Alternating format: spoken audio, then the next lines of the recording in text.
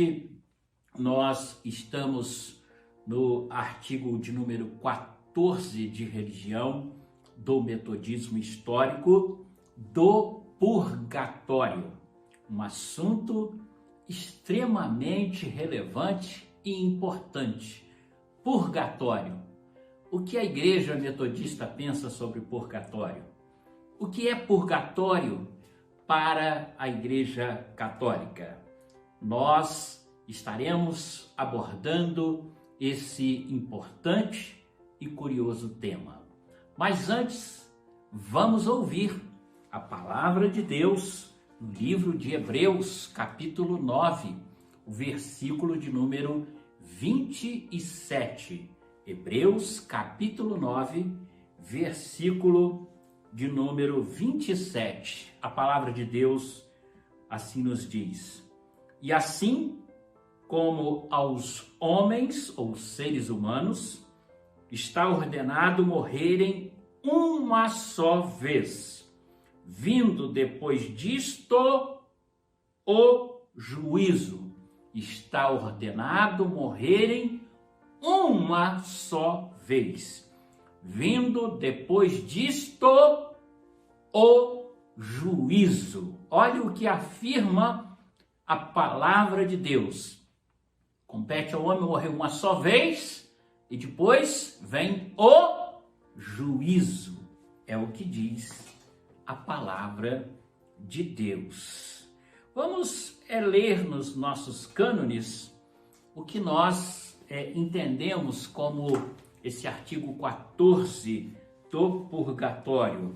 Em nossos cânones está escrito: a doutrina romana do purgatório, das indulgências, veneração e adoração, tanto de imagens como de relíquias, bem como a invocação dos santos, é uma invenção fútil, sem base em nenhum testemunho das Escrituras e até repugnante à palavra de Deus. Então diz que essa doutrina é uma invenção fútil, sem base na palavra de Deus, e deve ser até repugnada, ou repugnante, é vista como repugnante pela palavra de Deus. Que coisa, hein? Profunda essa colocação. Então essa doutrina do purgatório, embora ela seja uma invenção meramente romana, ou seja, é uma invenção da Igreja Católica Apostólica Romana, ela tem as suas raízes históricas em sistemas religiosos antigos, como, por exemplo, o budismo. É isso mesmo que você ouviu. Embora ela é uma doutrina inventada pela Igreja Católica, mas o budismo, que é muito mais antigo do que o catolicismo, já tinha essa ideia ou esse pensamento sobre o purgatório. Então essa doutrina ela foi introduzida no romanismo, ou na Igreja Católica Apostólica Romana, através do Papa Gregório I. O Papa Gregório I, ele era um monge beneditino, né? E que foi eleito Papa no dia 3 de setembro de 590. Então este Papa, cujo nome Papa Gregório I, foi quem inventou essa doutrina do purgatório e a colocou na Igreja Católica. Talvez oriunda de estudos e leituras e influências, que eu diria negativa, do budismo. A doutrina do purgatório, ela criou a ideia da existência de um lugar entre o inferno e o céu, onde as pessoas que tinham cometido pecados venais, são pecados leves, né? Tinham uma última oportunidade de conversão, através do fogo purificador que purgaria, daí o nome purgatório, fogo purificador que purgaria os seus pecados e lhes daria a oportunidade de serem promovidas para o céu. Então, uma pessoa, ao morrer, ela, ao invés de ir direto para o inferno, ela passava pelo purgatório, seus pecados eram purgados e aí então ela ia para o céu. Ora, isso é antibíblico. Nós lemos hoje em Hebreus: compete ao ser humano, ao homem, morrer. O que está escrito na palavra de Deus? Uma só vez. E depois disto vem o juízo. Então não há como purgar os pecados. Hoje que você tem vida é o dia em que você pode se arrepender, aceitar a Jesus como Senhor e Salvador da sua vida. Se o teu coração parar de bater agora, você for embora, eu gostaria de lhe dizer: não existe purgatório. E aí? O que você vai fazer? É céu ou inferno? Há vários textos na Bíblia que provam o que nós estamos dizendo. Mas este monge beneditino, Gregório I, Papa Gregório I, ele criou esta doutrina que quando a pessoa morria, ainda tinha algumas questões de pecados que eram venais, elas passavam, purgavam aquele pecado e depois iam para o céu. Purgavam com o fogo purificador. E uma coisa que é importante, o fogo do inferno, ele não é fogo purificador, ele é fogo consumidor, ele consome as pessoas, ele não purifica. Fogo purificador é fogo do Espírito Santo, e você não recebe depois que você morre, você recebe agora. Aí, aonde você está, nesse instante, receba o fogo purificador do Espírito Santo do Senhor. É hoje o dia que o Senhor nos purifica. É hoje o dia em que nós devemos nos importar com a nossa salvação. Então, este lugar chamava-se purgatório por causa deste fogo que purgava os pecados, segundo esta crença, o purgatório, ele é um lugar de purificação dos pecados e de cumprir aquela pena relacionada àquele pecado, até a pessoa conseguir purgar ou purificar-se daquele pecado. Isso não é bíblico. Mas a palavra de Deus nos diz que se nós confessarmos os nossos pecados, Ele, o Senhor Jesus, é fiel e justo para nos perdoar hoje e nos purificar hoje de todos os nossos pecados. Você não precisa de morrer, de purgar o seu pecado. Você precisa, eu preciso, nós precisamos de aceitar Jesus como Senhor e Salvador da nossa vida, para ter os nossos pecados purificados. Então, todos são purificados pelo fogo terrível deste lugar, O fogo que purga os pecados, pois o único dia da expiação, no purgatório pode corresponder por milhares de dias de sofrimentos na terra. Invenção. Meramente invenção humana. Isso não tem respaldo em nenhum lugar da Bíblia, da palavra de Deus. Então, segundo o Papa Pio IV, as pessoas que vão para o purgatório são as seguintes. Então, ele fez lá uma definição das pessoas que vão para o purgatório. São as seguintes: as pessoas que morreram de pecados menores ou de pecados venais, como omitir um fato, olhar para uma mulher bonita, falar uma mentirinha, e outros pecados leves. Aqui já tem um grande erro bíblico, porque para Deus não existe pecadão e pecadinho. Para Deus existe pecado. Pecado é tudo aquilo que nos afasta da vontade de Deus.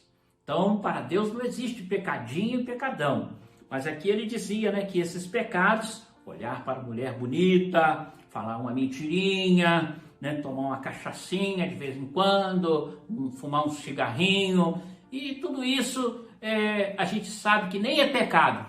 Não é pecado? Não, é consequência do pecado, porque quem não tem Jesus na sua vida é viciado, depende dos vícios, é preso, né? Você imagine, um cigarro prende a pessoa, uma cachaça ela escraviza a pessoa. Então por quê? Porque ela não tem Jesus, né? Eu era viciado em drogas, mas o dia que eu aceitei Jesus, Jesus me libertou, me transformou, e hoje eu preciso cada dia ser liberto e transformado pelo poder e pela graça de Deus.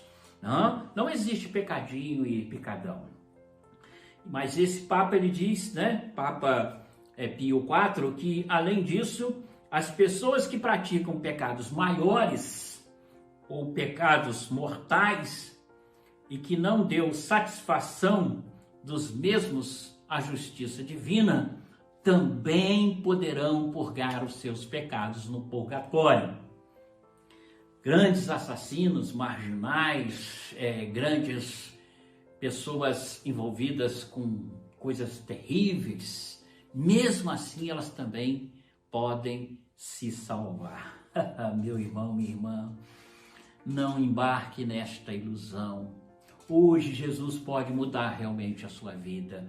Não importa se você está falando uma mentira, não importa se você está cobiçando a mulher do próximo, não importa se você matou, não importa se você roubou, não importa se você fez algo terrível, mas se você se arrepender, se você agora clamar a misericórdia, o perdão, o sangue de Jesus, a mesma coisa que ele disse para aquele ladrão que estava na cruz, ele disse para você: hoje mesmo você estará comigo no paraíso, não vai ser necessário purgar os seus pecados, mas hoje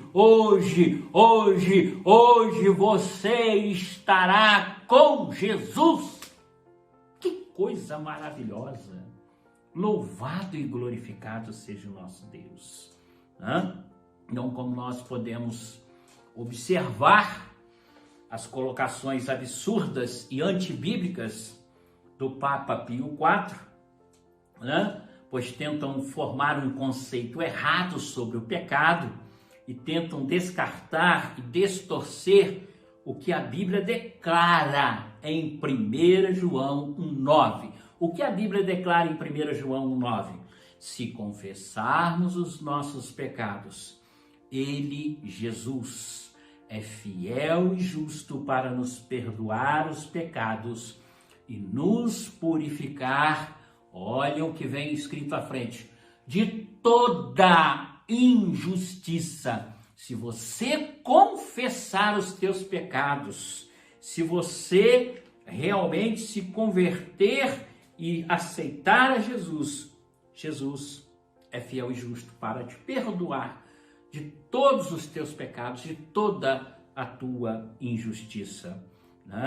Não há somente esse texto na Bíblia que fala sobre o perdão de pecados, mas muitos outros, e se você quiser anotar, Mateus 6,12, Mateus 6,12, Marcos 1,4, Lucas 1,77, Atos 2,38, Atos 13, 38, 39. Então são vários textos que falam do poder que Jesus tem para perdoar os nossos pecados. Você não precisa purgar em fogo nenhum, mas você precisa sim aceitar a Jesus como Senhor e Salvador da sua vida.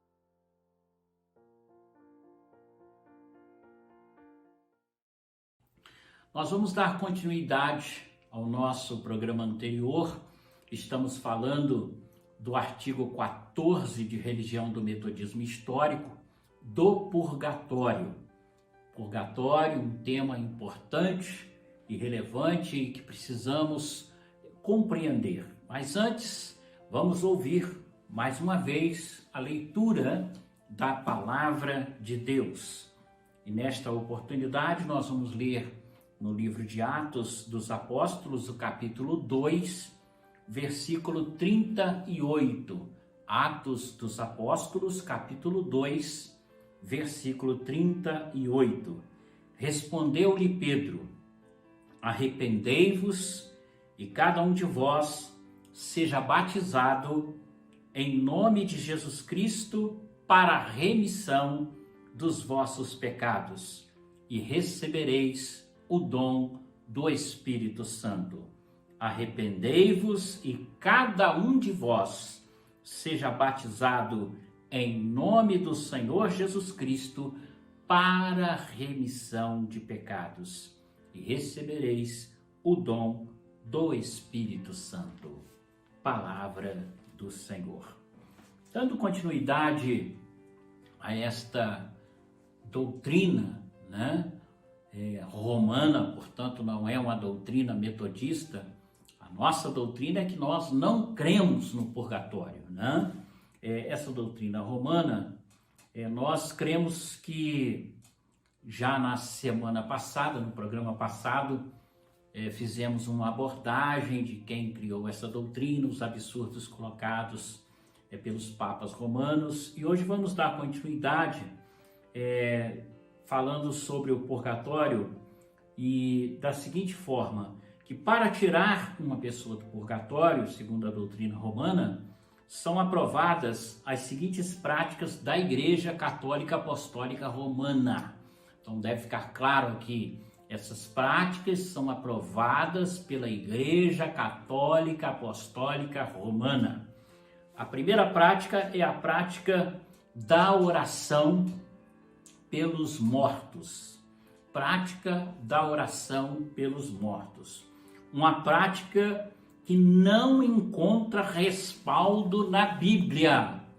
Essa prática de orar por quem morreu não se encontra respaldo na Bíblia, na palavra de Deus. Portanto, é repugnante e enganadora. Isso mesmo que você ouviu. É uma prática repugnante e enganadora, quem ora pelos mortos. A Bíblia, a palavra de Deus, ela declara: e assim como os homens está ordenado morrerem uma só vez, vindo depois disto o juízo. Foi o que lemos no programa passado.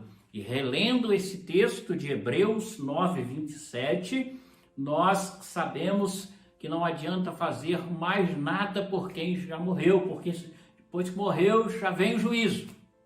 Então não adianta, É o que diz, que afirma a palavra de Deus. Então a prática de oração pelos mortos, ela é antibíblica e repugnante. Devemos orar pelos vivos. Enquanto há vida, há esperança. A pessoa está ruim, está nas últimas, está vivo? Quando está vivo, vamos orar, vamos clamar. Depois que morreu, aí já está entregue ao Senhor, não compete. Nós não temos competência nenhuma mais a fazer, Seria a prática da oração. A prática das missas, olha que coisa também terrível. A prática das missas, como benefícios para as almas que se encontram no purgatório,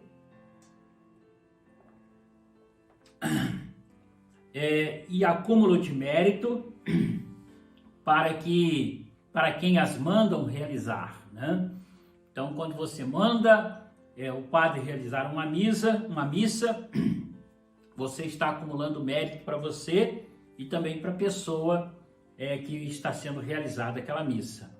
A missa, ela é uma prática de celebração da Eucaristia, que é representada no corpo de Cristo, sendo que no romanismo apenas o padre bebe o vinho e o pão ou a hóstia é disponibilizado para todos e todas. Não é assim que está escrito na palavra de Deus. A palavra de Deus nos diz bem claro, né? Especialmente lá em 1 Coríntios, que todos e todas devem comer e beber em memória de Jesus Cristo. E não somente o padre beber e as pessoas comerem as hóstias. Eu sei porque há essa prática, porque o católico ele crê na doutrina da transubstanciação, aonde o pão ele se transforma em carne e em sangue. Mas isso não é bíblico. Não é isso que a Bíblia coloca. A Bíblia fala que o pão e o vinho é em memória do corpo e do sangue de Cristo. Não é corpo e nem sangue, é pão e é vinho. Mas nós comemos e bebemos, afirma a Bíblia, em memória. Ou seja, lembrando que aquele pão simboliza o corpo de Cristo, que aquele vinho simboliza o sangue de Cristo. Então, a celebração da ceia do Senhor não é colocada, como na prática que está descrita na Bíblia, onde realmente eles celebram a ceia do Senhor para livrar os mortos de algum lugar no purgatório. Mas o perdão dos pecados, ele nos é dado pelo sangue de Jesus Cristo e não pela prática da missa ou dessa forma absurda que realiza a Igreja Romana. A prática de dar esmolas também pode libertar uma pessoa do purgatório. Também algo antibíblico, para suprir as necessidades das almas que estão no purgatório. Então a pessoa ela dá esmolas, que é para suprir a necessidade das pessoas que estão no purgatório. E esta prática tem tendências, escuta o que eu vou te dizer, hein? Essa prática tem tendências espíritas, pois prega a purificação pela caridade. A purificação pela caridade é uma prática espírita. Mas eu, como cristão, como diz lá em Tiago, se sou salvo em Cristo Jesus, eu pratico boas obras não para me purificar, mas para testemunhar que sou uma nova criatura. Então eu tenho um coração que amo a pessoa e por amor ao outro, ao próximo, eu então dou a esmola, eu ajudo o próximo. Inclusive, até a prática de dar esmolas não é tão boa nesse sentido. Mas é importante ajudar, se envolver, acolher, ajudar as instituições sociais ou se envolver com as instituições sociais para que possamos realmente fazer algo pelo nosso próximo. Não por caridade, mas por amor de Jesus no meu coração. Isto é uma prática, portanto, antibíblica e repugnante e absurda aos olhos de Deus. A questão da prática de dar esmolas para a purificação e para a caridade ou para purgar pecado. Então, todas essas práticas, elas são oriundas da crença romana na salvação pelas obras e não pela manifestação da graça de Deus.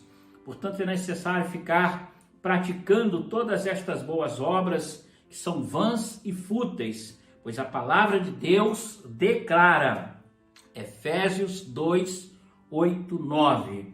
Olha o que a palavra de Deus declara: porque pela graça sois salvos, mediante a fé, e isto não vem de vós, é dom de Deus. E olha o que diz agora o texto bíblico: não vem de obras, para que ninguém se glorie. Não vem de obras para que ninguém se glorie. que a mão direita faz, a mão esquerda não precisa de saber. Então não é para gloriar, não é de obra, não é por caridade. O cristão, ele tem obras? Ele tem. A fé sem obras é morta, diz Tiago. Mas essa obra, ela não é fruto de querer ter a salvação ou querer purgar os meus pecados, não. Mas ela é fruto do amor de Deus que está na minha vida pelo meu próximo, né? Então, além da crença absurda e antibíblica do purgatório, o artigo fala também da prática antibíblica das indulgências, veneração e adoração de imagens e relíquias e invocação de santos. Também é uma outra prática que dentro deste artigo é colocada. A venda de indulgências foi o que a Igreja Católica fez durante muitas vezes na história. O caso mais relevante foi para construir, né, a Catedral de São Pedro, hoje sede mundial do Vaticano, onde fica o Papa, né? Então, para construir aquela grande igreja, venderam indulgências, veneração e adoração de imagens. Tem muitos católicos que dizem, eu não adoro, eu não venero, eu tenho só respeito. Mas nós vamos ver o que é essa veneração e essa adoração de imagens e relíquias, né? E invocação de santos. Eu não preciso invocar um santo para falar com Deus que é santo, mas eu posso ter acesso direto a Ele através da pessoa bendita de nosso Senhor e Salvador Jesus Cristo. O próprio Jesus, ele afirmou tudo que nós pedimos ao Pai, né? Em nome de Jesus, crendo, receberíamos. Então, se nós podemos pedir a Deus em nome de Jesus, por que eu vou pedir a Pedro, João, Paulo, Maria, né, que são seres humanos iguais a mim, a você?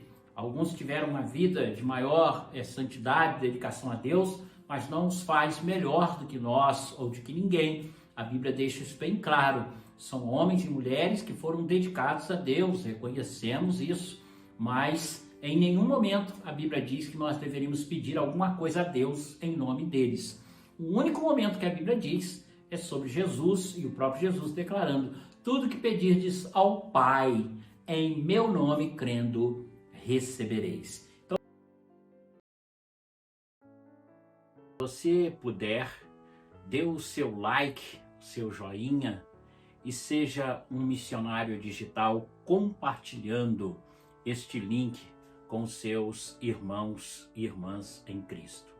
Hoje nós estamos na terceira parte do nosso programa Quarta com o Bispo, quando iremos falar sobre o purgatório, a doutrina de número 14 de religião do metodismo histórico do purgatório, hoje a terceira parte. Mas antes, vamos ouvir a leitura da Palavra de Deus, a Palavra do Senhor nesta noite, no Evangelho de Lucas, o capítulo de número 4, o versículo 8. Lucas 4, apenas o versículo de número 8. A palavra do Senhor assim então nos diz: mas Jesus lhe respondeu: está escrito, ao Senhor teu Deus adorarás e só a Ele darás culto. O Senhor Jesus então disse: ao Senhor teu Deus adorarás e só a Ele, somente a Ele, darás culto. Palavra do Senhor no Evangelho de Lucas, capítulo 4, versículo de número 8. Quando vamos hoje falar sobre a terceira parte desta doutrina de número 14 do purgatório, nós queremos enfatizar nesta terceira parte a nossa reflexão sobre práticas absurdas desta doutrina romana. E vamos estar assim então enfatizando sobre a venda de indulgências, a veneração e adoração a imagens e a invocação de santos, como também vamos estar falando sobre o que pensam os teólogos do século XX a respeito deste assunto e a Igreja Metodista. Mas vamos então, antes, ouvir essas três situações, né? A primeira, a venda de indulgências. É a crença na remissão dos pecados concedida pela Igreja Romana. Então, uma vez que eles vendiam as indulgências, as vidas que tinham ido para o purgatório eram assim então absolvidas. Basicamente, esta é a ideia da Igreja Romana. Essa prática absurda, ela foi veementemente combatida através da reforma da Igreja, a reforma protestante. Lutero, Martim Lutero, que era um monge católico, ele escreveu 95 teses e fixou essas 95 teses no castelo de Wittenberg no dia 31 de outubro de 1517. E boa parte destas 95 teses combatiam essas ideias como venda de indulgências, né?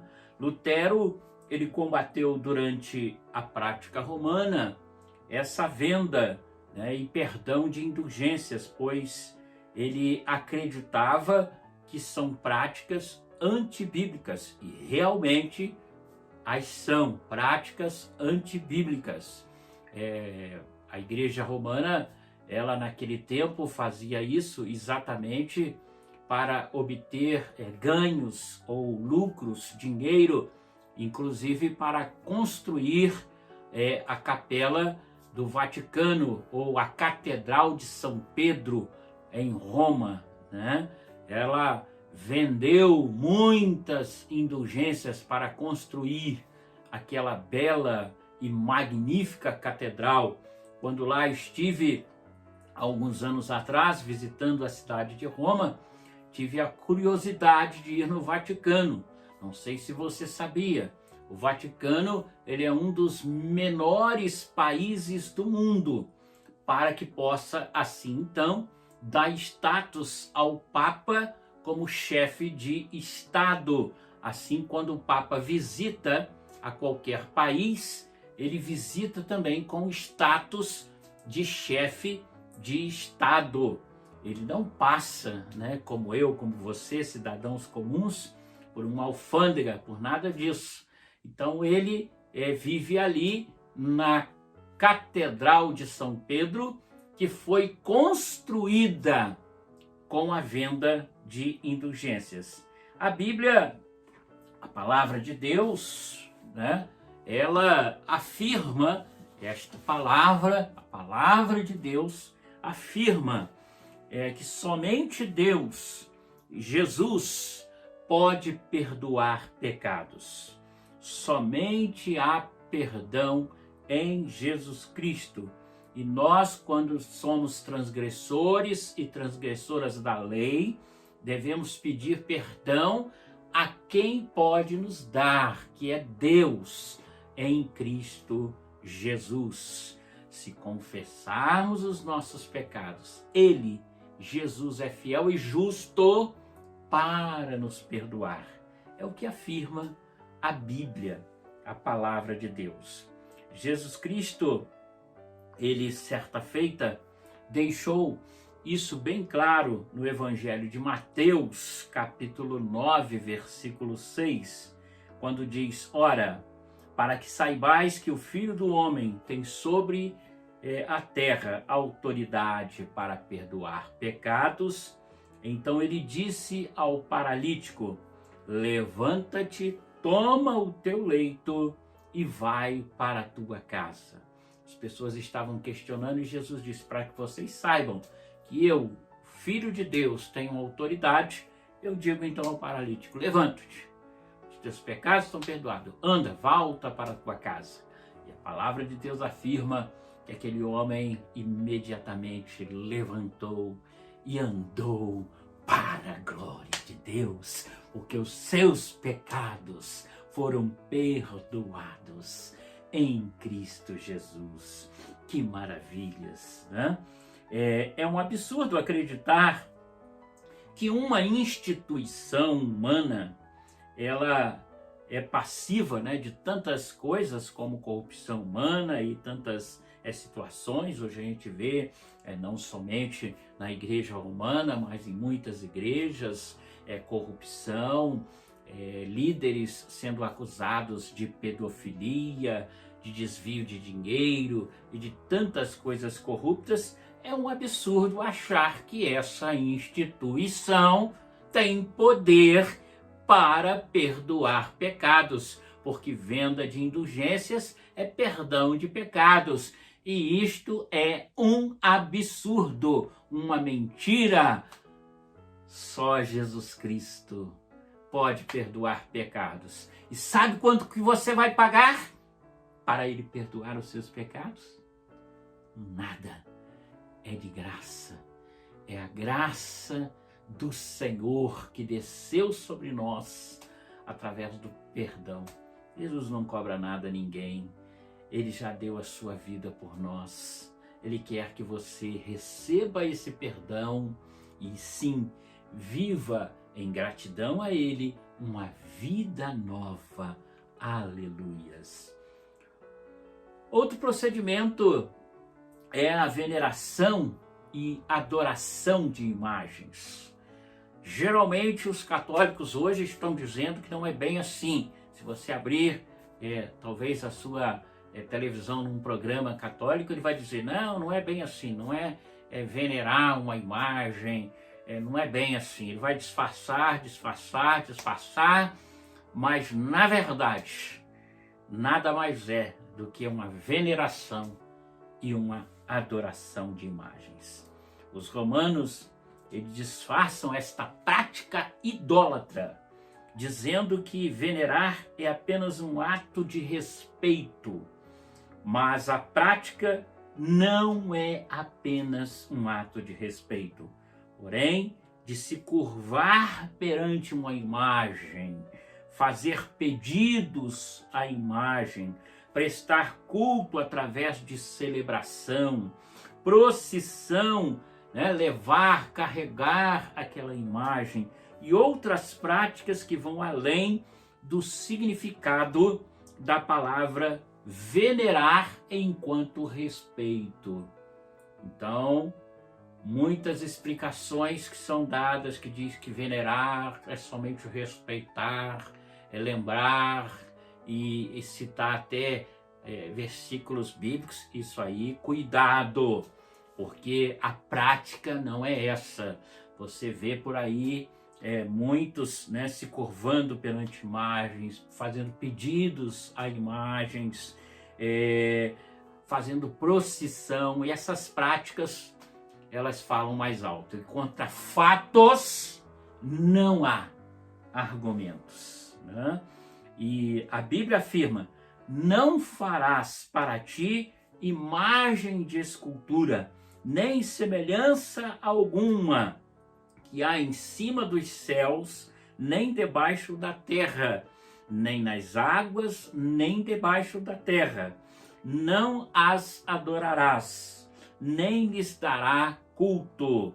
Somente ao Senhor teu Deus adorarás. O que Jesus disse para o diabo? Somente ao Senhor teu Deus adorarás, e só a Ele darás culto.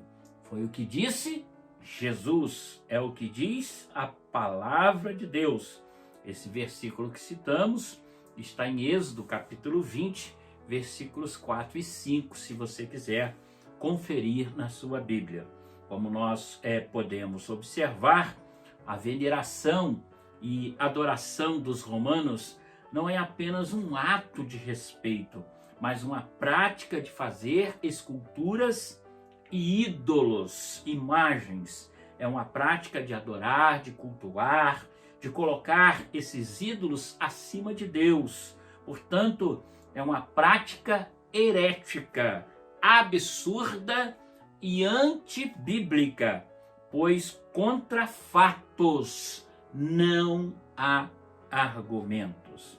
E por último, invocação de santos. Essa prática, ela também é realizada pelos romanos, que fazem preces e pedidos a vários santos. Isto é uma invocação aos mortos, ou seja, uma prática comum no romanismo e no espiritismo, que condena, que é condenada pela Bíblia, pela palavra de Deus. Invocação aos mortos é condenado. Olha o que nos diz a palavra de Deus em Deuteronômio, capítulo 18, versículos 9 a 14. A palavra de Deus diz assim: quando entrares na terra que o Senhor teu Deus te der, não aprenderás a fazer conforme as abominações daquelas nações. Entre ti não se achará quem faça passar pelo fogo o seu filho ou a sua filha, nem adivinhador, nem prognosticador, nem agoureiro, nem feiticeiro, nem encantador, nem quem consulte o espírito adivinhador, nem mágico, nem quem consulte os mortos, pois todo aquele que faz tal coisa é abominação ao Senhor. E por esta abominação, o Senhor teu Deus os lança fora de diante de ti. Perfeito serás como o Senhor teu Deus, porque estas nações que has de possuir ouvem prognósticos e adivinhações. Porém, quanto a ti, o Senhor teu Deus não permitiu tal coisa. É o que afirma Deuteronômio 18, 9, 14, palavra do Senhor. Então, além deste destaque da palavra de Deus, sabemos também que a Bíblia afirma que não há nenhum mediador entre Deus e nós, senão nosso Senhor e Salvador Jesus Cristo. Veja o que está escrito em 1 Timóteo, capítulo 2, versículos 5 e 6. Portanto, há ou existe um só Deus e um só mediador entre Deus e os homens, Cristo Jesus, homem, o qual a si mesmo se deu em resgate por todos, testemunho que se deve prestar em tempos oportunos. É o que afirma a palavra de Deus em 1 Timóteo, capítulo 2, versículos 5 e 6. Assim, então, meus queridos irmãos e irmãs, são práticas abomináveis e absurdas. Para concluir essa terceira parte, Paul Tillich, o grande teólogo do século XX, ele declara: mediadores crescem à medida em que aumenta a distância entre Deus e o homem. Paul Tillich ainda diz: mediar no cristianismo significa estabelecer uma ponte sobre o abismo intransponível que medeia entre o infinito e o finito, entre o incondicional e o condicional. Mas a função de mediar, olha o que ele diz, a função de mediar é mais do que simplesmente tornar concreto aquilo que é último. Mediação é reunião. O mediador tem uma função salvífica. Ele é o Salvador. Então, Paul Tillich, ele nos traz esta conclusão, que esse mediador é Salvador. Então, se você coloca um homem para mediar a sua causa com Deus, ele tem que ser o teu Senhor, o teu Salvador. E este único homem que é mediador e que é o nosso Senhor e o nosso Salvador e que pode nos trazer a graça, a bênção da salvação, a Bíblia afirma, a palavra de Deus afirma, é Jesus Cristo, é Jesus Cristo. Aleluias! Louvado e glorificado seja o nosso Deus. Qual é a posição da igreja metodista em relação a isso? Nós, metodistas, reafirmamos que acreditamos somente na existência de inferno e céu. Não existe purgatório, não existe céu, inferno e purgatório. Existe só céu e inferno, de acordo com a palavra de Deus. Acreditamos que somente Cristo tem poder para perdoar pecados. Nós, metodistas, acreditamos que somente Jesus Cristo tem poder para perdoar pecados. Não veneramos e não adoramos imagens ou qualquer relíquias. Não praticamos a invocação de santos. Consideramos tudo isto uma invenção romana que é fútil, sem base em nenhum testemunho das Escrituras sagradas. Portanto, repugnantes perante Deus. A visão metodista, ela é clara, ou seja, cremos somente em Jesus Cristo para a salvação do ser humano e a manifestação da vida eterna nos céus. Aleluias!